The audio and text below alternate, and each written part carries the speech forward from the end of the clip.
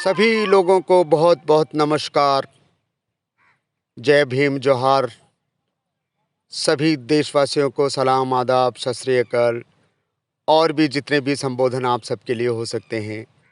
मेरे गांव का तालाब और उसकी मिट्टी अब बोलेगी कठपुतली, एक पोटली रेत की और वाईपीपी के मंच की जो कठपुतली चलती है, उसके कठपुतली कलाकार इस तालाब की मिट्टी से तैयार हुए हैं।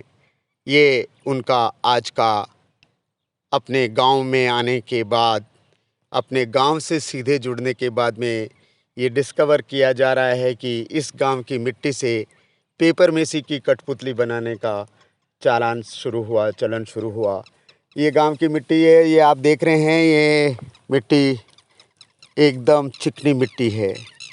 इसमें हालांकि पहले जैसी चिकनाहट नहीं है, लेकिन आज भी ये मिट्टी चिकनी है। आज भी इस मिट्टी से मैं पहले बचपन में अपने कुछ खिलौने बनाया करता था, हाथी बनाया करता था, घोड़े बनाया करता था। बहुत सारी चीज़ें बना के इस मिट्टी से मैंने सीखी हैं। तभी शायद मेरे हाथ में वो जादू, शायद मेरे हाथ की जो कला है इस मिट्टी से सजी और बनी हुई है। ये मेरे दोनों हाथ काम करने की कोशिश करने के लिए मैं कुछ तरीके लोकल अपनाना हूँ। और आप ये स्टैंड माइक्स मैंने बनाया है, तो मैंने यहाँ से शायद कठपुतली बनाना सीखा और अब मैं बहुत सारी चीज़ें यहाँ से बना सकता हूँ। और आपको कोशिश कर रहा हूँ एक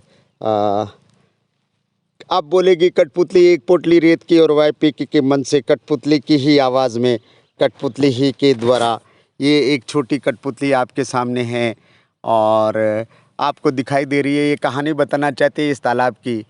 ये आप एक तालाब के बीचों बीच में कुआं बना हुआ है। वो कुआं जो है वो बहुत महत्वपूर्ण है। वहाँ उसमें पानी रहता है और अभी आप यहाँ पे गाय भी एक दौड़ते हुए जा रही है, आप वो देख पा रहे हैं। ये इधर पानी भी पी रहे हैं। यहाँ पे ऊँट भी आया करते थे, लंबे लंबे खूब सारे ऊँट आया करते थे। ये जंगली गाय है जो यहाँ पानी पी रही है। और हम लोग तैर के हमारे जितने भी तैरने वाले लोग, युवा लोग, नहाने वाले लोग जो थे, इस कुएं पे चढ़कर छलांग लगाया करते थे। और मैं वो जो पीपल का पेड़ दिख रहा है, वहाँ से यहाँ तक पहुँचने में एक बार डूब चुका हूँ। मेरी सिस्टर की शादी में मैं यहाँ डूबते डूबते बचा। एक मेरे गांव के सज्जन थे, बुज़ुर्ग थे, उन्होंने मुझे बचाया। मैं बहुत छोटा था तब, और मैं कोशिश करता था कि उस पार से तैर के यहाँ इस कुएं तक पहुँचूँ और मैं तैरने के लिए, और शायद वो तैरने की और रिस्क लेने की, जगह जाने की आदत इन्हीं जगहों से पड़ी है, मुझे ऐसे लगता है। बेस ये है, उसके बाद उसमें रंग बहुत चढ़ा है।